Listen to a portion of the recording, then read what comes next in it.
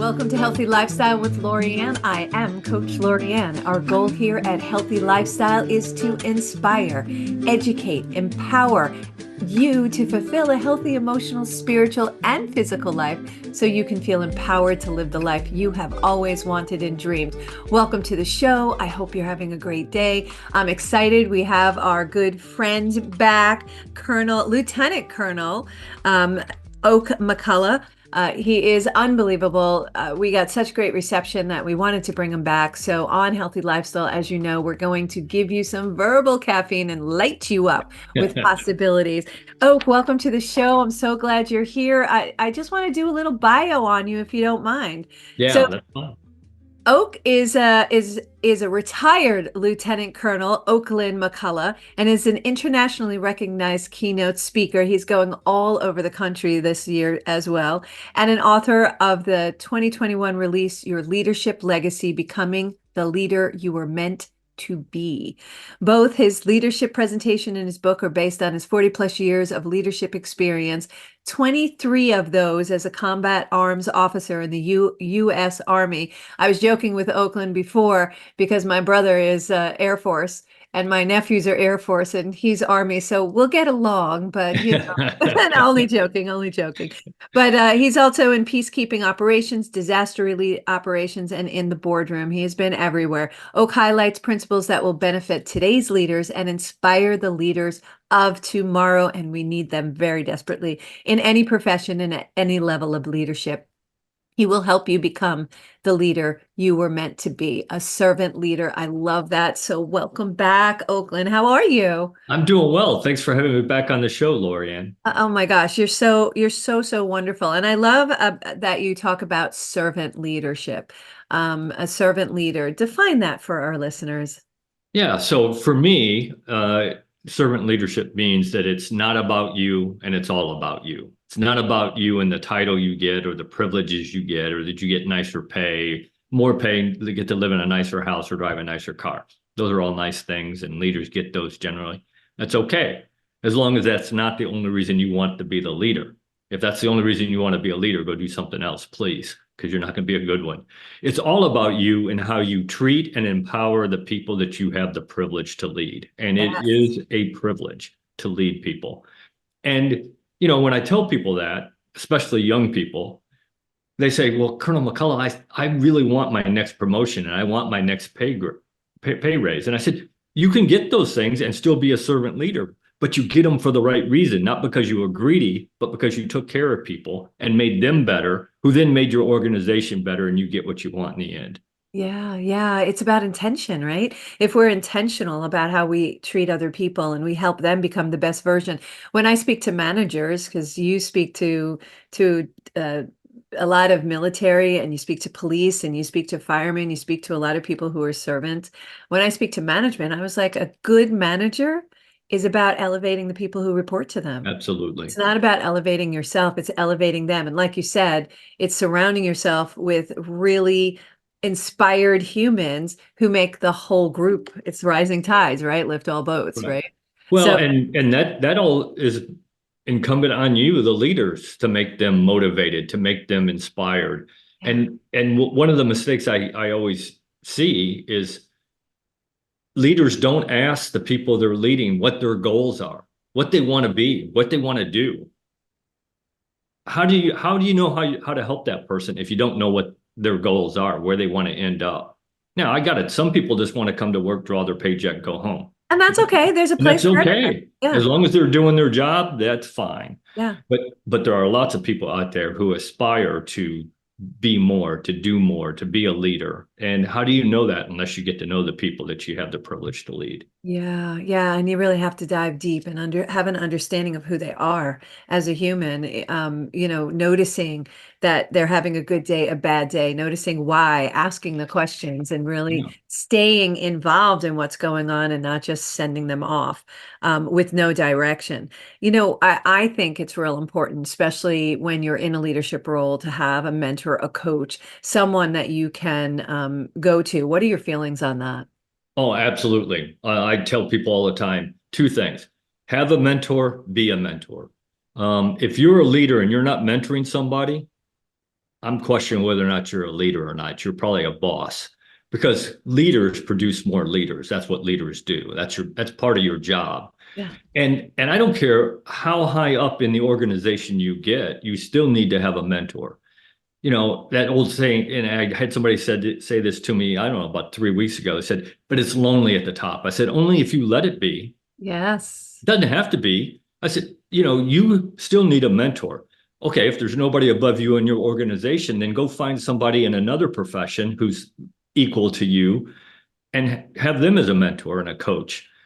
Everybody needs to have a mentor, everybody. Yeah, I totally agree. At any level, it allows you to safely bounce ideas off and have someone to go to work it out. Sometimes it's all about just me telling you what I'm thinking, and through that conversation, I discover the answers because we Yeah, have all the answers inside of us. And that's what a coach does, is brings it out of us.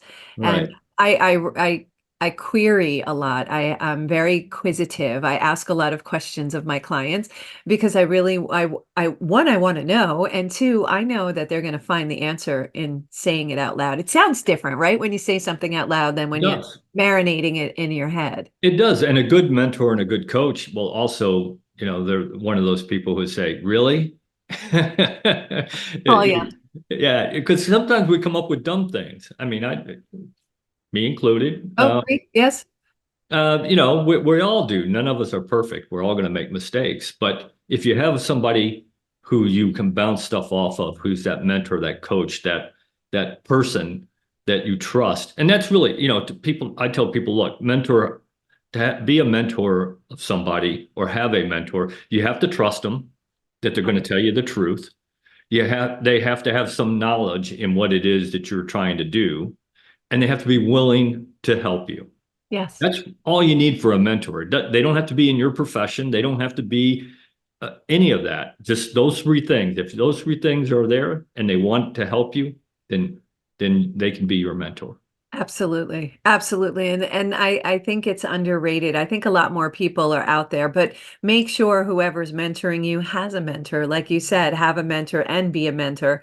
Have a coach and be a coach. Sure. We're all coaching each other. We're all helping and serving one another. That's what I call serving. We serve one another with our superpowers and allow them to bring out their superpowers. So I think that's important. There's an importance to routine, right? There's an importance to giving constant feedback. Let's talk about that. Yeah, I'm a huge believer in routines inside of routines. So I believe anything you can do habitually the same way all the time every day is a good thing for you. It frees up your mind to do other things. You know, like I start my day exactly the same way every morning. I get a cup of coffee, I sit down, I listen to the daily mass, I read a couple chapters of the Bible, and I do my daily prayers. I end my days the same way. I read a couple pages of the book I'm reading, I write in my journal, and I reflect on what I did that day, because that's how you learn, is reflection, Yes. not by experience. Experience means nothing. It's the reflection on that experience that is where you learn stuff. So I think routines are very powerful. You have to do that. And what was the second part of the question you asked? Giving constant feedback, the Yes, importance of that. absolutely. How, you know, Giving and one of the receiving, actually. uh, receiving it and giving it. We all want, you know, we all want that pat on the back saying, hey, you did a great job. And we like to pat people on the back and tell them they had a good job. The hard part as a leader is when you got to walk up to somebody and say, hey, you're not really meeting the standard. That's the hard part. Yeah. But leaders have to do that. Yeah. That is part of your job, is to let people know if they're not meeting the standard. Because here's part of the problem. They may not even know that they're not giving you what you want. They Yes. think they're giving you exactly what you want. And unless you tell them, they don't know. And whose fault is that? That's your fault, not theirs. Absolutely. Absolutely. And It's about awareness. it If is somebody's not aware, you have to help them, you have to help guide them to that awareness so that they can modify. Because how can you fix something if you're unaware it needs fixing? absolutely. And here's the difference again between a boss and a leader. A boss is going to walk up and say, Lorianne, you're not meeting the standard, fix it. And then they walk away. Yeah. A leader walks up and says, Lorianne, you're not meeting the standard. Here's the standard. Here's your performance. And this is how we not you. We are going to fix that. And then Yes. you sit down and you come up with a plan that says, okay, over the next month, 2 months, 6 months, however long you want to make it, these are the things we're going to do to retrain you to get you to where you are now meeting the standard. That's the difference between a leader and a boss. Yeah, I find a lot these days that instead of raising the bar, I was taught to raise the bar and keep my bar high, and always be reaching for the bar. I find these days a lot of times we are so getting used to lowering the bar to a level that is just unacceptable, where people aren't even contributing 20% of their capability as Yeah. opposed to raising the bar. And I say raise the bar on yourself. If nobody else is doing it, raise the bar on yourself. And I think as a mentor and a coach, we raise the bar on people and say, no, that's not okay. You said something before that I want to circle back to. In reflection, you learn. Let's talk about that because, we don't necessarily learn from our successes. We need to celebrate our successes, but we don't learn from our But successes. you We learn can. from our failures. Yeah. And we learn from reflecting on our successes and Yeah. reflecting on what didn't work and trying to find a new way out. So I really want to dive deeper into the reflection of what you did during the day or what you did during the past week. I Yeah. love that because I, reflection I, is an important element. I think reflection has two parts. I think reflection over big events. So, if you're like when I was the associate director of a food bank, if we did a food handout, we would do what in the Army we call after action reviews, but we would say, okay, what were we supposed to do? What did we do? How can we get better? Even Yeah. if we were successful, even if it went really well, you can always do something better, always. So we would go through that process. I'd bring everybody who was involved in it in, and we'd say, okay, what did you see? How can we do that better? And then the personal reflection, daily reflection. I just believe that I started that probably about, I don't know, 10 years ago, I guess, the daily reflection piece. And I tell people all the time, it will change your life. It really will. Because if you're honest, that's the key. You got to be honest. Say it again, honest. You got to be honest with yourself. What did I do today and how can I get better at it? And if you do that every single day, then every day you should be a little bit better than you were yesterday. I love that. What did I do today and how can I do it better? Even if you were successful today, even if you had a great day, I promise you there's something during your day that you could do better. Yeah, without a doubt. We're always trying to show up as the best version of ourselves. And that's how we elevate to, Lorianne 2.0, Lorianne 3.0, Lorianne 3.5. Yeah. So that's how we do it by showing up and evaluating ourselves and really being honest with ourselves. I love that you call them routines. I use the words habits. There are rituals, whatever you want to call it, but you want to have that in there. And it's like getting up and brushing your teeth. And I hope we all do. But getting up and brushing your teeth and doing things like that becomes a habit since childhood. And then adding these habits and these routines. And you didn't add a whole bunch of them all at the same time, right? Oh, you No. added one at a time and got good at it, and then added another and started to Right. layer those habits, right? Yeah. And I think, that again, I think that habits are good habits are good for us because it gives us that routine of the day. It kind of gets us in what I call a battle rhythm, your sequence for the day of how your day goes. And I think that that's important for humans. We want that pattern. We want that, at least most people do. And I think it's good for us. And the other piece to that is because let's be honest, what determines you as a person is your habits, your mindset, and your motivation. Absolutely.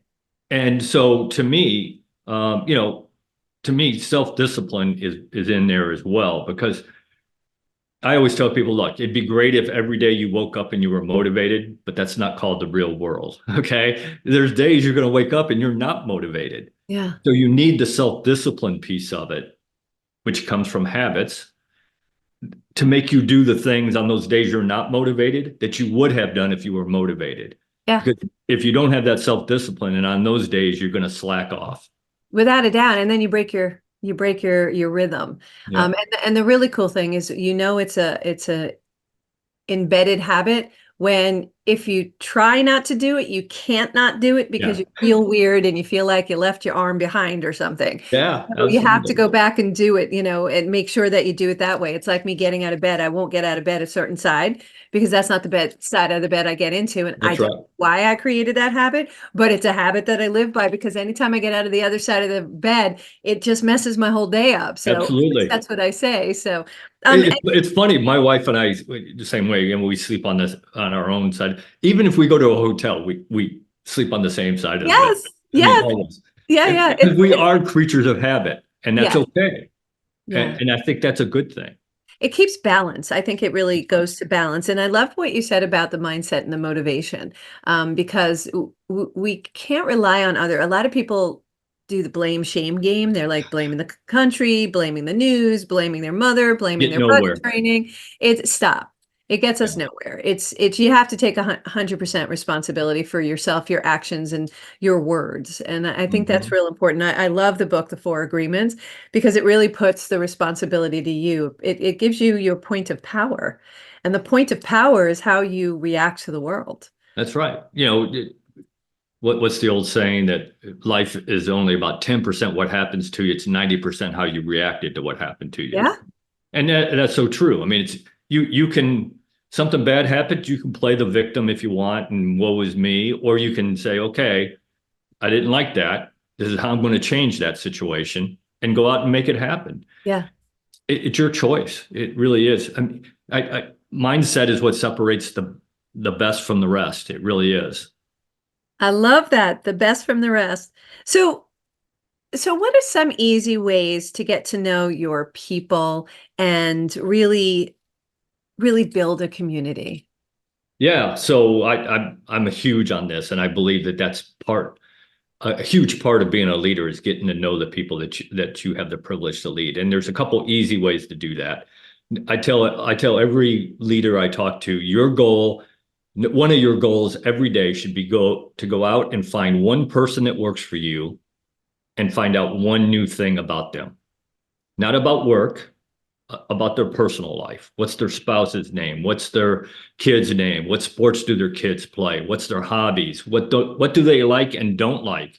Because those things will help you determine what tasks, what jobs you want to give them. Why would you, if you know what they like and don't like, then you won't give them a job that you know they're not going to do very well when you Right. could give them something else. So go out and find one new thing about one person every day, not 10, just one. That's doable. And a good way to do that, a couple of good ways to do that. Number one, get out from behind your desk. Go out where they are. Because I promise you, you call somebody in your office and you ask them a question, you will get an entirely different answer than if you go down it where they're working and ask them that exact same question. So go out, walk around. I like to say lead by walking around. Just go out, ask questions, talk to people, get to know people. The other way, That's scary. it That's is, scary for a leader because you might actually hear something you don't want to hear. or You or might they may see ask you, something. or they may ask you something you don't want to answer. And Yeah. but that it's a two-way communication is a two-way street. So you got to be willing to do that. Yeah. The other easy way, and I had a boss who retired, a three-star general, and he said, Oak, never, ever, ever turn down a chance to go get your own cup of coffee. He said, I don't care how high up in the organization you get, you go get your own cup of coffee. Two things happen when you do that. Number one, you show everybody that you're no better than they are. You got to go get your own cup of coffee. So you start build some trust. And number two, if you're lucky, you got two or three different ways to get from your office to the coffee pot and back, and you stop and talk to people along the way. Love it. Again, it opens you up and it opens them up, but you become more accessible. And that accessibility helps with the level of trust and Yeah, communication absolutely. opens up. And so, yeah, that's called team building. Yeah. And a lot of executives don't, realize that. They feel like once they get there, they have managers and they keep all these layers to separate them. And I think that's something that a long time ago, my dad told me that when I want to build my own company, that it's important for me to go work in the warehouse because if I Yeah. don't understand what everybody's doing and the jobs they're doing, when I'm sitting in the conference room or in that executive office trying to make new decisions and go in a certain direction, if I don't understand what everybody's doing, I can't really lead them well, and I won't make good decisions. And then I'm going to give them something and they're going to lose trust in me because they're like, she doesn't understand. That's They right. don't understand what I do. They don't pay attention. And that loses credibility. It loses loyalty. Because when you lose trust, you lose the loyalty of your That's right. employees. And loyalty, you cannot pay for. No, you can't. Loyalty, you either And it's get hard to it, get back. it's very hard. Once lost, it's hard to get back. So I believe it's a trust builder as well, don't you? It is. And trust is huge. Leadership is about people, plain and simple, in my opinion. But a huge part of that is the trust piece. And when I talk about trust, I talk about 360-degree trust. Everybody kind of understands that the people you lead have to trust you. That's a given. That's only one part. It's a huge part, because without that one, it really doesn't matter what else you do. Because if they don't trust you, they're not going to follow you. The second part of it is you as the leader have to trust the person you're leading, that they can do what you're asking them to do. And that comes to you training them to a standard. And again, that's your responsibility as a Giving leader. them the tools, giving And them giving them the tools, the resources, the time, the people, the authority to make it happen. And then everybody on your team has to trust each other that they're going to do the job. And with then in a business, you got to worry about the people outside your business trusting you, and you got to trust them, because nobody's going to do business with you. And I hope you wouldn't do business with them if you didn't trust them. Yeah, So we want to come back to that. You're listening to Healthy Lifestyle with Lorianne. I want to come back to this trust thing because it goes back to your values, and we can use those as a litmus test. Again, you're listening to Healthy Lifestyle with Lorianne. We're here with Oakland McCulloch. We're going to continue our conversation after this short break.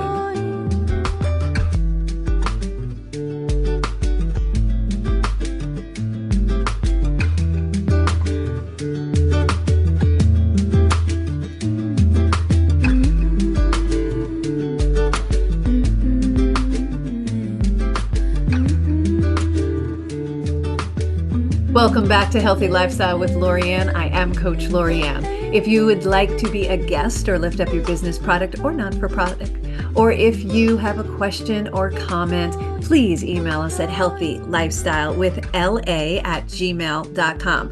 That's healthylifestylewithla@gmail.com. And as usual, all the information about our guest, about what we're talking about, and to reach us is right below this episode. So please feel free to reach out. Now, I'm jumping right back in with our beautiful guest. Oak, you're amazing. We left off about trust. I think trust is such an important topic to talk about because there's a big lacking of trust these days. And I believe very firmly trust has to start within you. You have to trust yourself. So right. let's go back to what you were saying about trusting your employees and talking to them.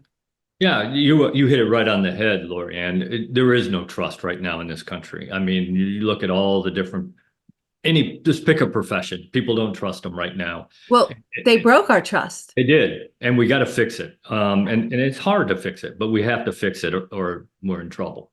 So I think it really is about, it starts with you. And one of the things I talk about all the time is micromanagers and how evil micromanaging is. Oof. And it's because you don't trust yourself. You don't know the people that you have the privilege to lead. So you don't know whether or not they can do the job you've asked them to do, or you don't know their values. You don't know whatever.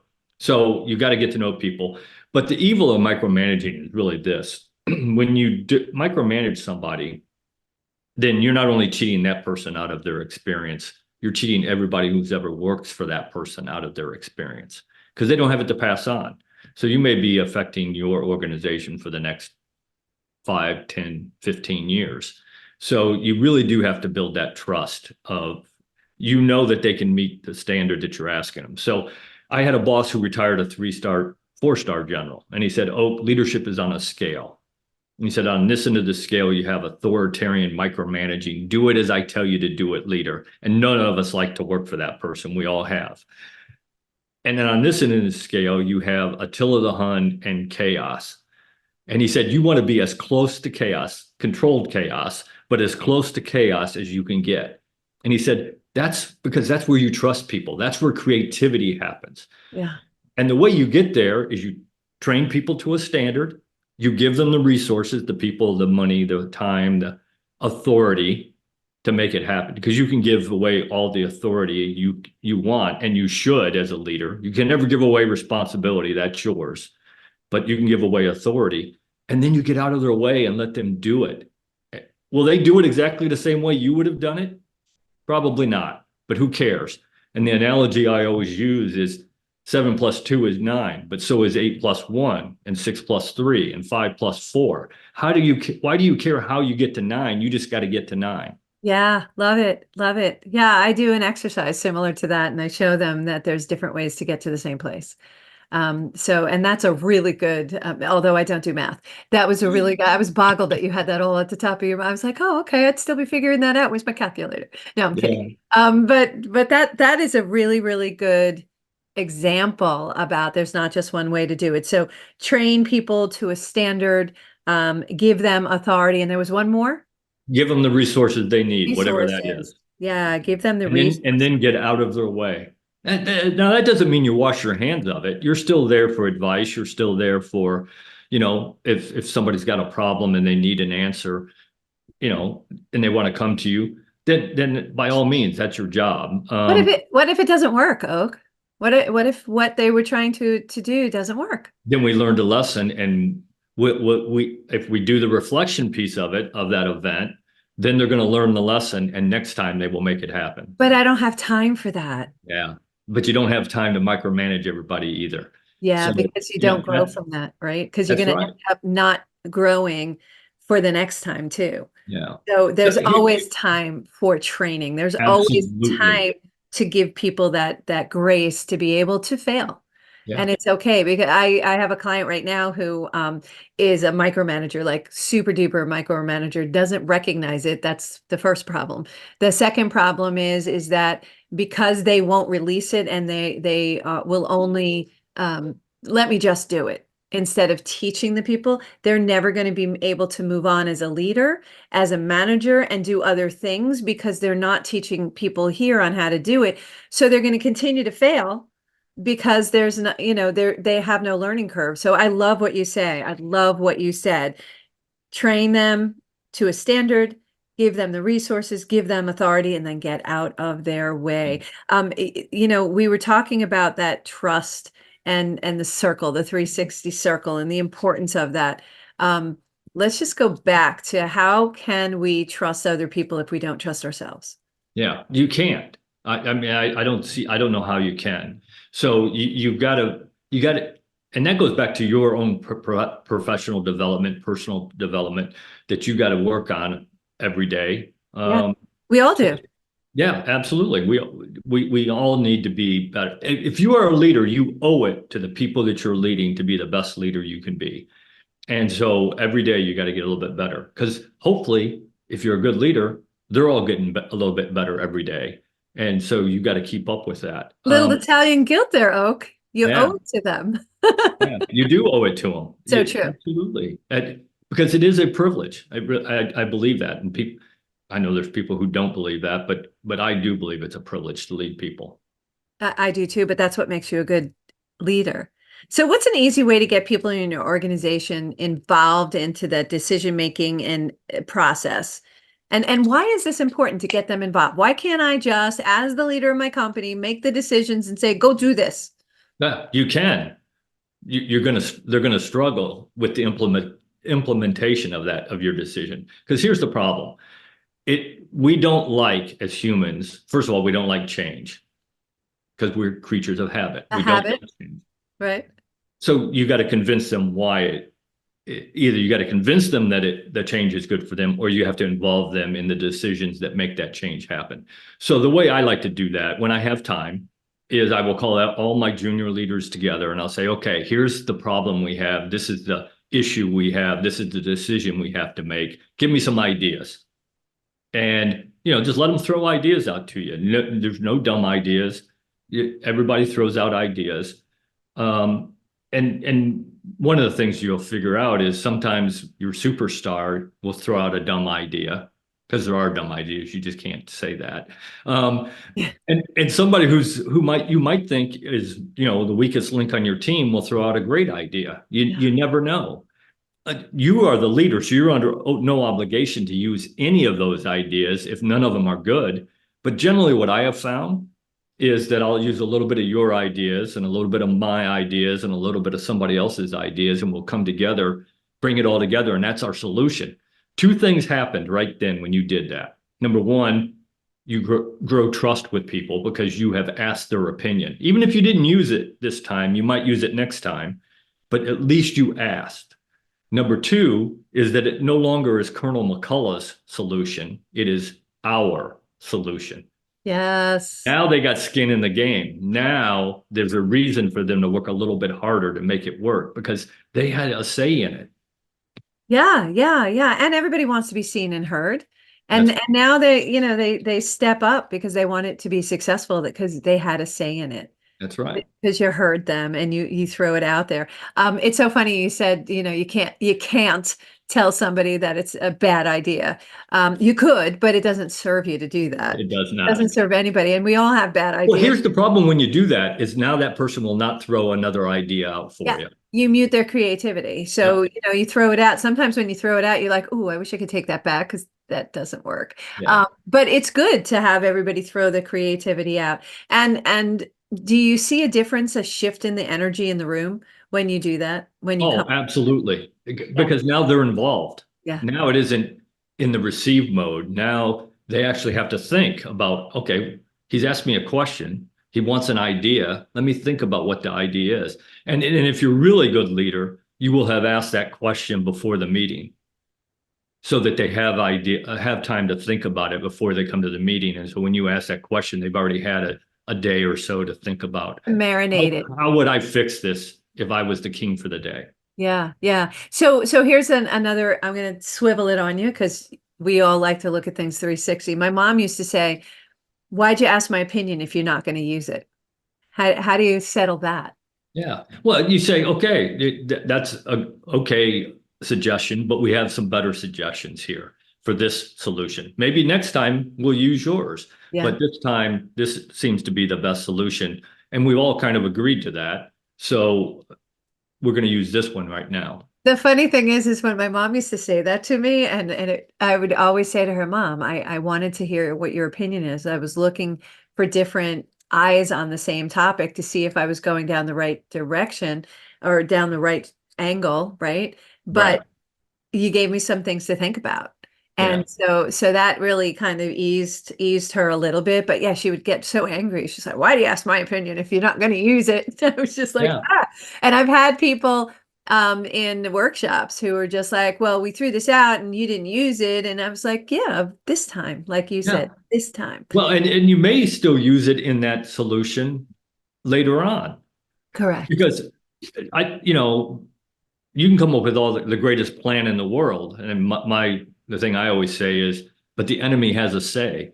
And the enemy can either be the enemy like I face on a battlefield, or it can be the next company over that does the same thing you do. They have a say. Yeah. So even if you come up with the greatest plan and you start down that road, you may have to make detours and changes, and that you may then have to pick up some of those other ideas that you didn't start with to make it work. So Yeah. again, you only gain from having people throw out ideas. There's nothing to be lost from that. Yeah, two very important points is the collaborative mind is far more superior than the singular mind. And the other point is navigate. We need to be prepared to navigate and change or modify the plans as we go because different circumstances may arise as we're going down that path. So, and I'm sure you felt you had to deal with that in the battlefield as much as that, oh, it's not a sunny day. It's like snowing on us right now. We weren't prepared for that. Or, oh, they're coming from the right, not the left. We didn't expect that. So anticipation and being able to navigate, and I call it flowing with the tide, is Yeah, we need to have a goal, but we also need to not hold it really, really, really tight because it doesn't give the goal any creativity or space to that's grow. right.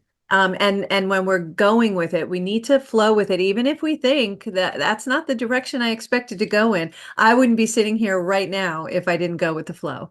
Yeah. I would have been stuck someplace else and, doing that same old thing day in and day out. if I hadn't gone with the flow. And I was just like, all right, I'm going to trust and go with it. Trust my instincts, trust what universe, God, source was sending towards me in huge messages, and in the people that they were putting in front of me. So as a leader, I think you need to be able to see that. And also I call it leading from behind, whereas you set it in motion and then you stand behind, prepared to help, do cleanup if necessary, but you let them take the ball and run and let them grow. And through it, you grow as a leader.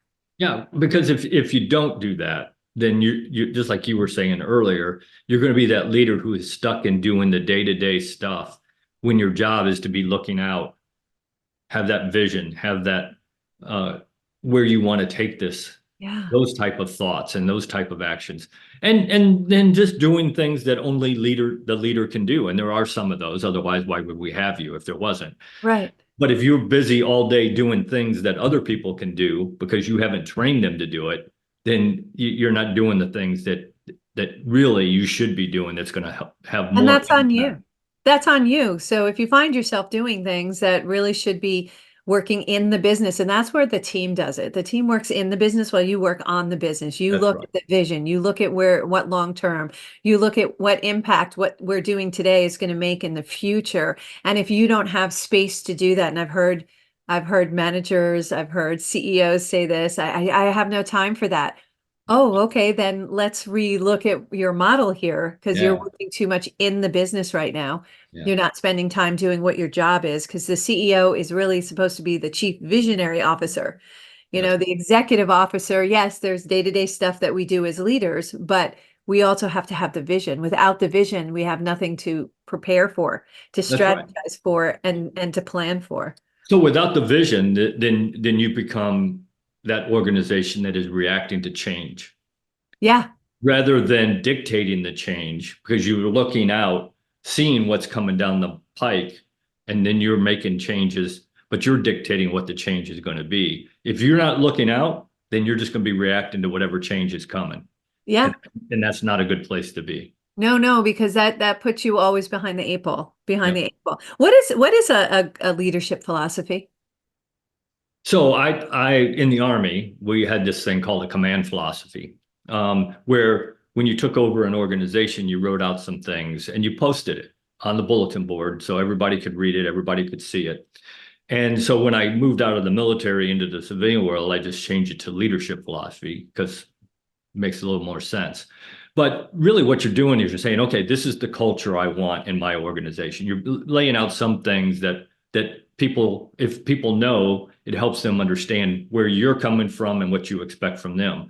So I always put out, this is the culture I want. And Then I, how they fit into your that's culture. right. And then Yeah. I'd say, okay, here's the things that I'm going to expect from you. More importantly, here are the things you can expect from me. And then here are the things that I will not accept. And now we all are on the same sheet of music of what's expected of them, what's expected of me, what they know what I'm not going to accept, and they know what my goal is for the vision and the culture and the plan of how we're going to get there. And things that you're not going to accept Lack of integrity, like those goes types of back goes back to your values. That litmus yeah. test back to the values. I call it. Almost everything that I wouldn't accept was value related. Yeah. So that's why the values of a company and the people that I work with and I work for are really important. I always litmus test back to my values, my mission statement and my values to make sure that we're all in alignment. Otherwise, it's not going to work. And I Yeah. set myself up for failure for that relationship. If I don't have the right person there, if I don't have someone who has similar or same values, do you find when you post that really sets everybody, in the same direction? So I think it at least gets them started in that direction. And then you have to live it. I mean, day in and day out, you have to do things that reinforce what it is you put down there so that my father used to tell me when I was a kid, if you say one thing and you do another, it's your actions that will be believed, not what you said. So you can Yeah. put all that, that's all nice. You put it up there on the bulletin board, but now you got to live it. You got to, every day, you got to make sure that you're living that culture, those values that you are espousing, that's what your organization is going to be. Yes, I love that your actions are what will be remembered. Yeah. That's one of the reasons why we have lack of trust these days. Your Yes. actions will be remembered. Yeah, I love that. Why, you said that to do the leadership, to have the leadership philosophy, and the importance of having that, like why, so that everybody is on the same page, right? But what are the other benefits of having that philosophy out there so people understand who you are? Yeah, so I think it makes them understand the starting point, where we're starting. Um, because every leader is different, and we want leaders to be different. We don't want robots. We want people to have their own personality, bring their own culture, their own, all those things to the company, to an organization. So I think it allows them to understand you as the leader a little bit from day one. And then it also just sets a standard for people. Said, okay, this is what's expected. Yeah. And I think that people want that. People want to start off knowing where they are and where and Yeah. what is expected of them and where we're going. And this is important, which goes on to later on, that isn't in the leadership philosophy, but their part in how we're going to get where we're going. You know, you can have the greatest vision in the world of where you want to go, but unless the people who are working for you know what their part of that vision is, what they have to do to get you there, you're not getting there because you're not going to get them there as the leader, I promise. Yeah. It's the people that work every day that are going to get you there. So they have to know what their role in it is. And I think that this is just the start of moving people in that direction. Without a doubt. So one last question, and I can't believe where the time goes, but and I think it's really important, not because what I do, but because I truly believe in this, and that's why I do what I do, that we all have to, and there's a requirement. It's important to have professional development for yourself and for your business and for your team. What's your philosophy on that? Yeah, so I think your own personal professional development is huge, and you need to do that. And there's lots of different ways to do that. I'm a huge believer in reading books and articles and blogs and whatever out there about leadership. And not even in your profession. Look outside your profession and read books and articles and things outside your profession because your profession doesn't have all the answers, I promise. I don't care what it is. Yeah. You can learn from somebody outside there. The huge part is making sure that everybody on your team has a professional development. Again, you're going to have some people who just want to come draw a paycheck and go home, but most people don't. And here's the problem. If you don't show somebody who is aspiring to be a leader that there is a path in your organization for them to get there, then they're going somewhere else. So Yeah. you're going to lose your best people because you don't have a path for them to become a leader. So you really need to keep developing. And I love what you said. Tools from other organizations can apply to what your organization is. Absolutely. You have to look at it. When I work with people, they're like, well, you work with all different industries. I do, because the foundational tools that we're working with apply to anybody They in don't any change. circumstance, in anything. So you're taking what you learned when you were serving, and thank you for serving our country and keeping us safe. We really do appreciate that. I know my family does, from the depths. But you took what you learned in the field and you're bringing it into corporate America. It applies. It It does. applies. So. Look, leadership is leadership. Again, it's about people. I don't care what profession you're in, where you learned it, where you practiced it. If you know how to lead people, if you know how to take care of and lead people, you can lead any organization, and all those skills transfer. Absolutely. Oh my gosh. Thank you. We're going to leave it on that because that is the best statement that we've made so far. And so good to have you. Would love to have you back.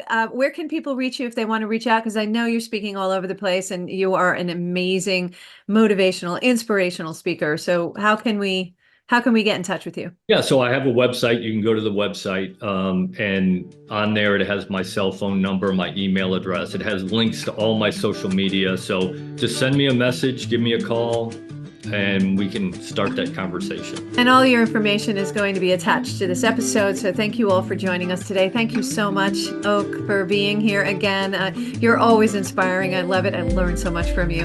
Thank you all for joining us today on Healthy Lifestyle with Lorianne. I hope we have earned the privilege of your time.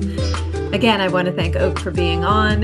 Look for our show next Saturday at 3 p.m. We can be found on all major platforms, and we would be grateful if you would please like, follow, share, and subscribe. Until next time, I am Coach Lorianne Casdia. Play a higher role, serve a higher purpose, show up for you, and show up big. Be a leader. Thanks again. Thanks.